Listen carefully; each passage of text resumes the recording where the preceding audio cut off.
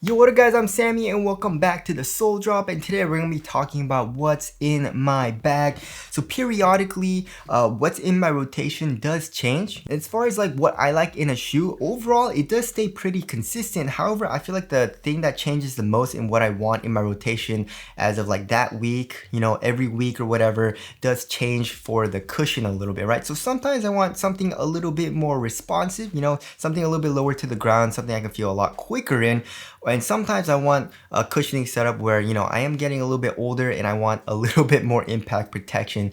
But as of recently, you know, for the past like, I guess, year or two, maybe even 3 years, the cushioning technology has been improving a lot. And because of that, you know, a lot of companies, they can give us a really good cushioning setup that does everything really well, right? So something that has really good core feel, but also has good step and comfort, good compression, and also good impact protection, like just blend everything well together. So I haven't really been changing my, you know, shoes that much recently, you know what I mean?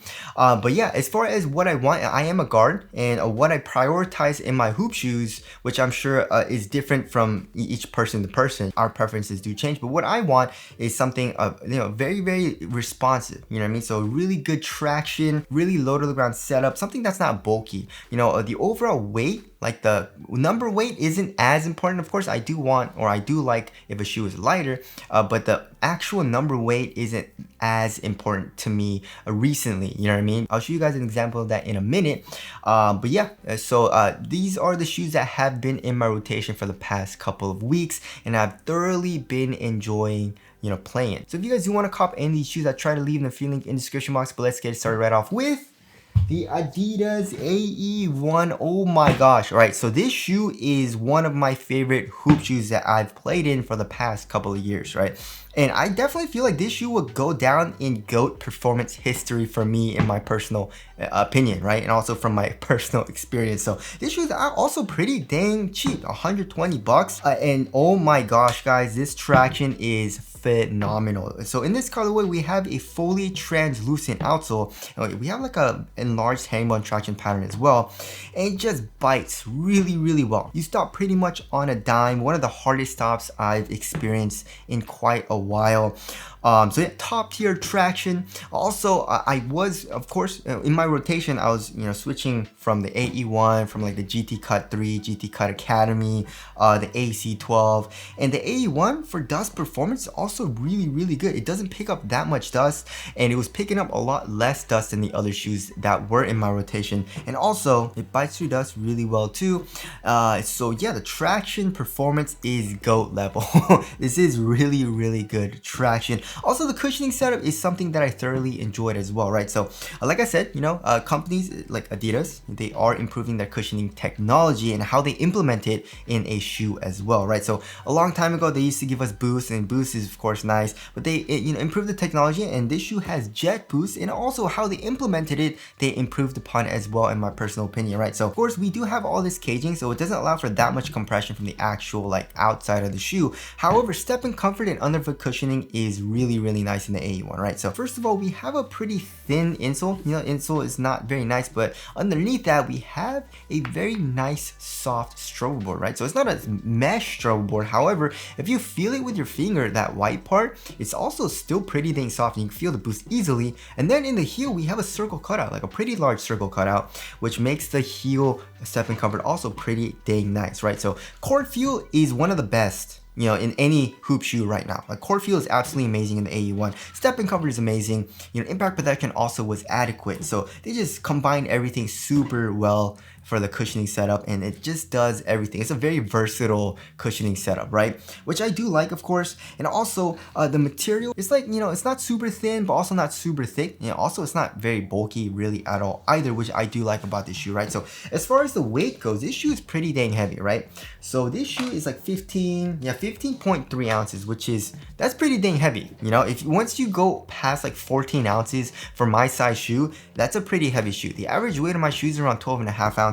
And if it shoes like 10-11 ounces, that's really lighter. So 15 ounces is pretty dang light, but you know, like I said at the beginning of this video, the weight isn't as important to me as long as it feels really responsive, and also it doesn't feel bulky, right?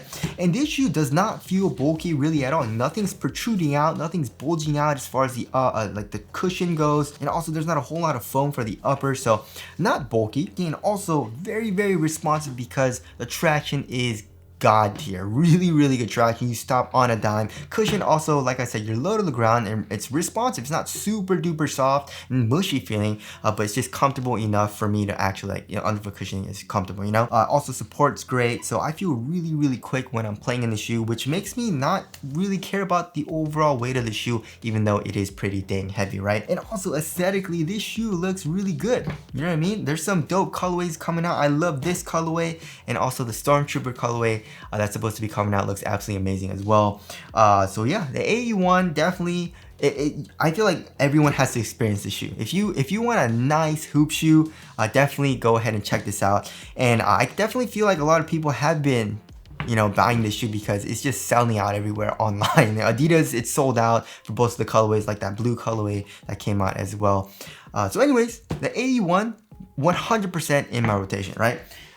Next, of course, we have a very cheap shoe, which is the Nike Zoom GT Cut Academy. So this shoe is only $95, and for 95 bucks, it's a really good performer. It just goes to show that you don't need a super expensive shoe to be a very good performer. And also there's a lot of shoes that are expensive that are very good performers, but also there's a lot of shoes that are expensive that aren't that nice, you know what I mean, in my personal opinion. So yeah, the traction also, just like the AE1, is top tier. I would say it doesn't stop as hard as the AE1, but it still has a really nice bite. Also, it is affected by dust a little bit more than the AE1, of course, but it's still really good. And also for the cushion, it's really nice, you know what I mean? Like for me, if I want a no BS shoe that like feels extremely lightweight and very minimal, this is the kind of like the shoe that I pick, you know what I mean? So of course we have full length Renew, and Renew is very soft, you know, and also Renew kind of bottoms out pretty quickly, so it's not as soft as when I first got it, but it's still pretty dang nice, you know, especially since they did make it like pretty much fully exposed and kind of thick, you know. Also the material is like, it's very comfortable and cozy, you know, with this like textile mesh. It doesn't feel super cheap and also flimsy at all. It feels like this material will actually like last a good amount of time. So, and also checking on the weight, this shoe is like 10.7 ounces, which is extremely light, you know, especially comparing to the AE1, but of course they're both really responsive, right? But you know, if I want something a little bit more minimal and also a little bit lighter feeling, then this is the shoe that I've been playing it a lot, right? I really like playing this shoe, and it reminds me a lot of the Precisions, like the Precision 6, where it's just like a no BS shoe, and if you want a really light, minimal feeling shoe that you can feel quick in, this is kind of like the shoe that I pick, you know, my go-to shoe. So, and next, of course, we have the Player One Plus, and this is the pink colorway. So I just got this colorway in, and I haven't played in this colorway yet, but I have a couple of other colorways that I do play in, and it is an amazing performer, guys. So the traction, of course, this is the first colorway from Series Player only for the Player One Plus with a fully translucent outsole, right? But of course they did do their tests, and this rubber compound that they're using is really good. Or just for my wood floors, it's biting just as hard as the solid rubber outsoles that I have in my other colorways, right? So yeah, we have this kind of like bike tire pattern. It's very durable. The rubber is super hard, and also you can see the carbon fiber mid-foot chain plate through this translucent outsole, which is pretty cool, right? But yeah, the traction is top tier, and that's kind of like the theme. You know, I like to have really good traction, of course, right? And also another thing that's different in this colorway, I don't know if they're gonna change it going forward with other colorways that are coming out with the Player One Plus, but it came with an explosive drop-in midsole, right? So every other colorway that I got from them is, it comes with like the regular drop-in midsole, you know, with like the targeted forefoot and heel, right? And then it comes with an extra set of quick system drop-in midsoles, which is just the foam, just the Evanlon Light, right? But here in this colorway, it actually came with the quick system inside of this shoe, and then an extra set of explosive drop-in midsole, right? And it says explosive here. It's made of like a very similar material that's used in like Boost, you know. And of course they mold it with heat, and it looks very similar to Boost, and it's supposed to be very bouncy. It's not super duper bouncy, but it does give a little bit of bounce, and it does feel a little bit softer than the quick system. You know, the quick system is more for responsiveness and court feel, of course. And also another thing that I do like is that the lining is pink. You know, the lining's pink, and also the drop-in midsole for the quick system is pink as well, which I do like. But yeah, this is a top tier performer as well. One of the GOAT performers also. I really like playing in the shoe. The only thing I don't like is kind of like how narrow it gets here in the toe box, you know, so I do need to go up like a full size because my pinky toe is pretty uncomfortable when I go like true to size or even up half a size. So that's the only thing I don't like about it, but everything else, support's great, traction's top tier, cushion is also really nice, especially with the drop in because your foot is right on top of the foam, right? So yeah, this colorway is coming out soon, but there are other colorways available. The China colorway that I have looks absolutely amazing. I love the details in that shoe, and also the silver colorway that I have with also the all black one, you know, with the patent leather for the back material looks absolutely amazing as well. So yeah, here is the Player One Plus, and last but not least we have the Regorer AR1s. Also, this colorway is dead stock. This is the Valentine's Day colorway. So I play it in you know, my ice cream colorway and also the Lakers color, which has a solid white rubber outsole, which has top tier performance for traction, like top 5 traction performances of the past year, right? Of course, I also do have the Milky Way color, which is a fully translucent outsole, which does pick up a little bit more dust. So that kind of sucks. So if you can, just stick with a solid rubber outsole option. But yeah, this is the Valentine's Day color. And also one thing that I do like is this kind of like Velcro. You can take this off if you want to. And also it's just like this really nice subtle pink. You know, I guess, you know, for Valentine's Day, pink is the theme. Pink, but yeah, the traction is top tier. Also, the cushion is pretty responsive. But then in this shoe, they give you like a soft mesh trouble, right? So even though it is an EVA foam, it doesn't have that much compression. It's not like that soft. I definitely feel like Regorer needs to do some R&D and get some better foams.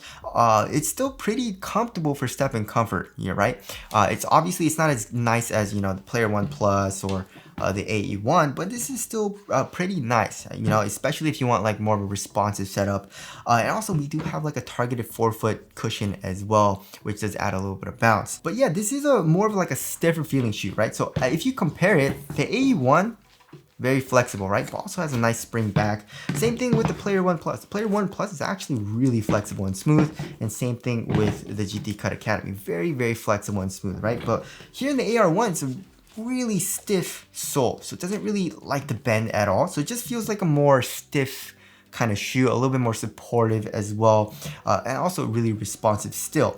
And obviously it's not, you know, it's not that stiff feeling shoes, you know, for the sole is bad or anything. It's just on preference, right? If you want a smoother shoe, you can get like the Player One Plus. But if you want like a more stiffer type of feeling shoe, then the AR1 is also a really good option. But also, like I said, I really enjoy playing in the AR1 as well. So yeah, these are like kind of like the 4 shoes that have been in my rotation.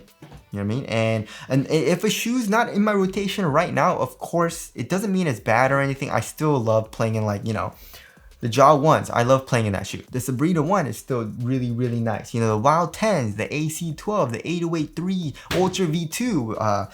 So there's a lot of shoes that are still super duper nice that I enjoy playing, but these are kind of like the shoes that I've been playing in a lot recently, right? So anyways, that's just my rotation and the shoes that I've enjoyed. Tell us what your rotation has been down in the comment section below, or if it's just like a couple of shoes that you really liked over the past year. Tell us what it is down in the comment section below. But yeah, again, if you guys want to copy any of these shoes, I try to leave a free link in the description box, but that's it. Thank you guys for watching, and I'll see you guys in the next one.